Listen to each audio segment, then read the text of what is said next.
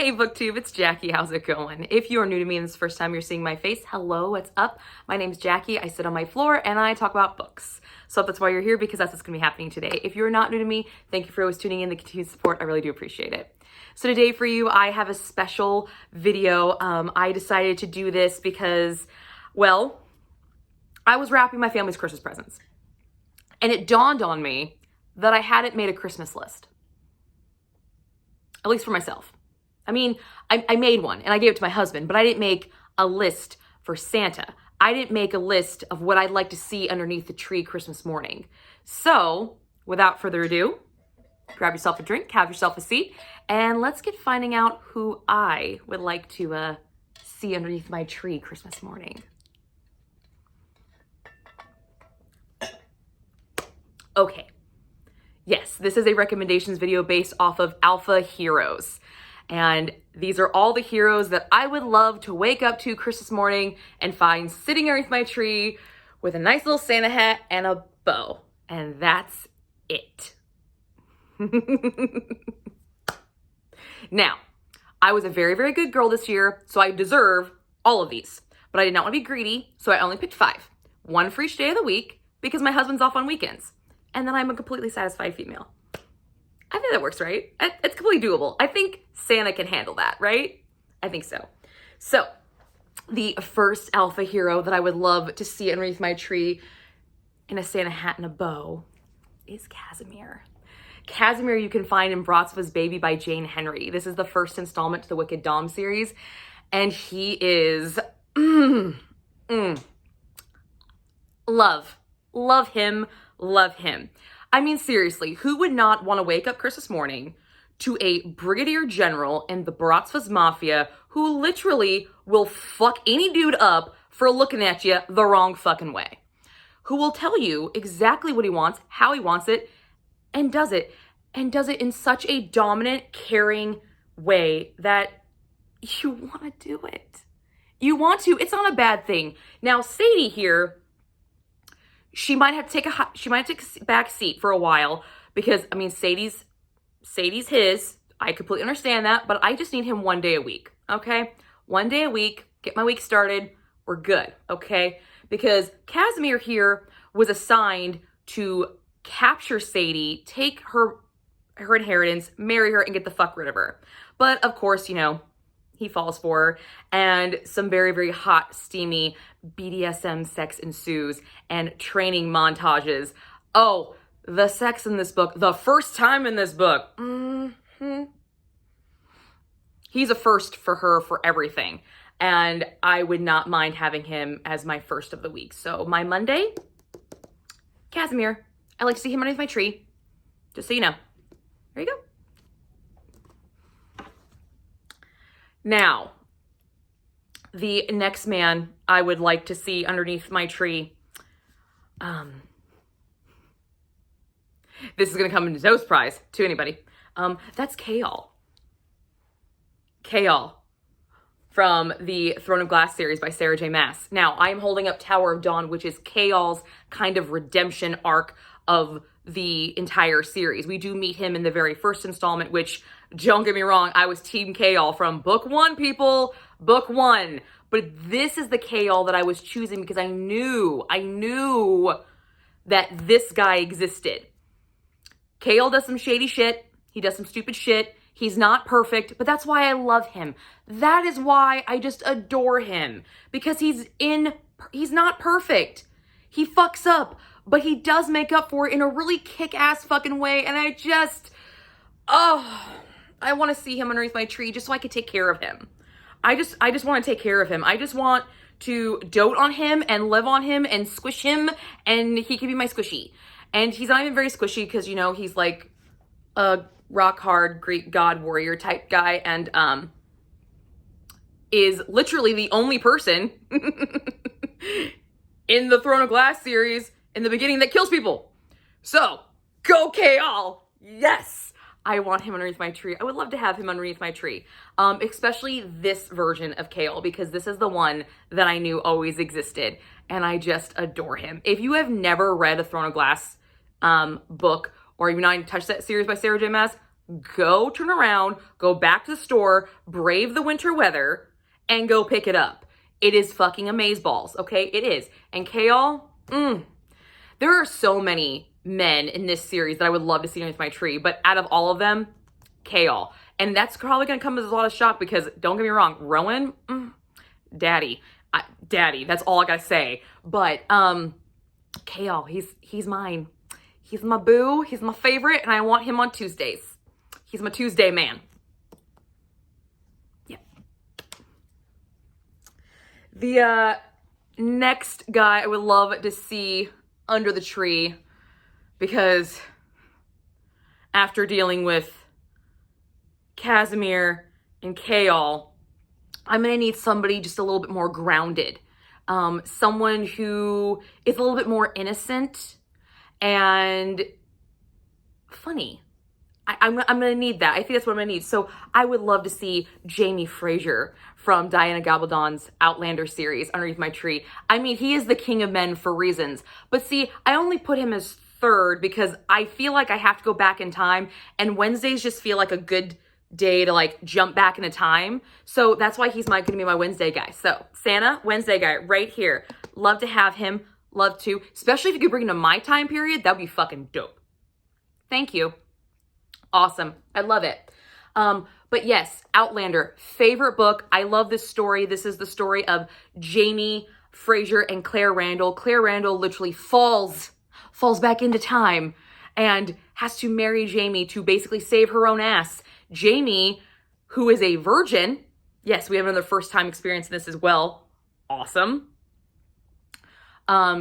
Gives up his entire, basically his virginity, his marriage, his heart to this woman to save her. And he's fucking perfect. And on top of that, he's Scottish. And he talks with a Scottish accent. And the guy who plays him is Sam Heughan. Have you seen that fucker? Hello. Yes. Yes. He could be left underneath my tree. He doesn't even need the hat, just the bow. Because he's got the longer hair, which I like. I like to play, so yeah. Jamie Fraser. If you have never read Outlander, this book is, if you've been following me at all, I love this book. This is one of my favorite books of all time. I love this series, and it's a very long, hefty series. As you can see, it's right up here. It is definitely a time commitment, but goddamn, fucking epic. I love it. Go pick it up. You will not regret it. The love story between Jamie and Claire is just that of love songs and poems and tortured romances and just everything that like guts you like a fish, but you love it because you like seeing your heart ripped out and held out in front of you. It's thrilling. It's exhilarating. This whole series fucking does it, but it's absolutely amazing. But yes, Jamie can be left underneath my tree any day, but I need him on Wednesdays. The next man that can be left underneath my tree, and it'll have to be definitely after Christmas. He has to be a Christmas present because beforehand he belongs to someone else because it's her birthday, you know. And that is Rhysand from the ACOTAR series. This is A Court of Mist and Fury, which is the second installment to A Court of Thorns and Roses by Sarah J. Maas. And we see Rhysand in the first installment, but this is where we really get to really know Rhysand. And this is why I want fucking Rhysand. Yeah. He's perfect. He's just, ladies and gentlemen, he's perfect, okay? He's perfect. He gives everything and then some. And wingspan does matter, okay? And I would not mind seeing his wingspan underneath my tree. At all. Yep. That would be glorious. Yes. Yes, it would. And I think Feyre would be okay with it because she knows I would take care of him. I would be very, very good to him. I would. And she would also need a break because, you know, birthday celebrations and stuff. I will take one for the team if you need a break, sweetheart. I will take one for the team because Rhysand, tall, dark, and handsome. Tall, dark, and handsome. Sucker for it every single fucking time. Every fucking time. Every time. Yes, if you have not read Court of Thorns and Roses series. I highly recommend it. This thing is fucking phenomenal. I actually have a vlog of me reading this book, and I will link it up here in the corner. I also have a vlog of Tower of Dawn, and I will also link it up in the corner as well, of my reactions of reading the book. So you can just see how gut-wrenching and how amazing and how awesome this book fucking is. I mean, Rhys just, hello, Farrah, darling. I just want him to say that to me, but say my name. That would be so awesome. I love him. But if you've not read this series, please go pick it up. If you have read ACOTAR, but you weren't a fan of it, so you didn't carry on with the series, carry on with the series. This thing, I can understand why a lot of people don't appreciate ACOTAR. I personally loved ACOTAR because I love Beauty and the Beast retellings. But after reading the rest of the series, I definitely understand why people didn't really care for that book. But you do need to read that book to understand this one. But this one, totally worth going through that. Totally worth it. Trust me. Worth it. Worth it. Okay? And my last man that Santa could leave me underneath a tree.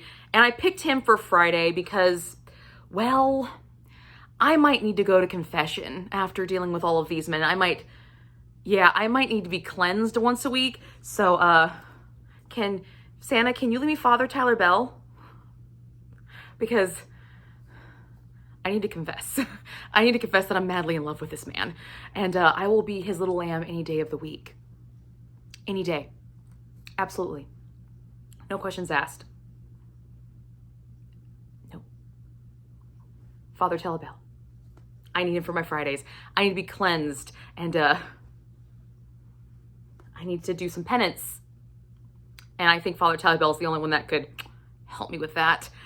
This is Priest by Sierra Simone. If you have read the cover yet, this is the first installment to her Priest series where we follow Father Tyler Bell and Poppy. Father Tyler Bell is a priest in the Roman Catholic Church, and he encounters his parishioner Poppy, and they develop a very taboo romance, but it is the journey in this book. It is the symbolism in this book. It is the love letter to the Catholic faith and also a goodbye letter to the Catholic faith that this book is just fucking phenomenal for. But the sex scenes in this. The altar means so much more to me now because Sierra Simone takes things that I grew up knowing has specific use, has specific meaning and symbolism, and turns that shit on its head, and it's fucking hot, and I love it. And this man has a permanent home in my head. He doesn't even live, it's not even rent free. I built a damn condo for him. There's a nice car in the carport with some flowers and some flower boxes. He lives there, okay, with industrial strength beams for extracurricular activities because, you know, it's Father Tyler Bell, okay? I want to make sure he has everything that he needs. Because the lambs sometimes have to take care of the shepherd too. So I'll see him on Fridays.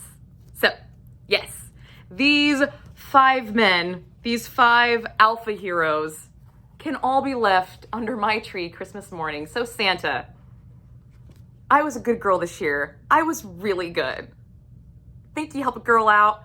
Because Saturdays and Sundays are reserved for my husband because he's really the only man that I want underneath my tree, but he works nights. So, help a girl out. I hope you guys enjoy these recommendations. If you choose to read any of these books, please let me know. All of these men are fantastic for multiple different reasons. The sex scenes in every single one of these books are hot as fuck. They are amazing. All the men are gorgeous. All the men are alpha heroes. All men are possessive and forgiving and open and caring. And they're all just fucking perfect. So, who would you like to see underneath your Christmas tree, Christmas morning? I'll see you guys all later. Bye.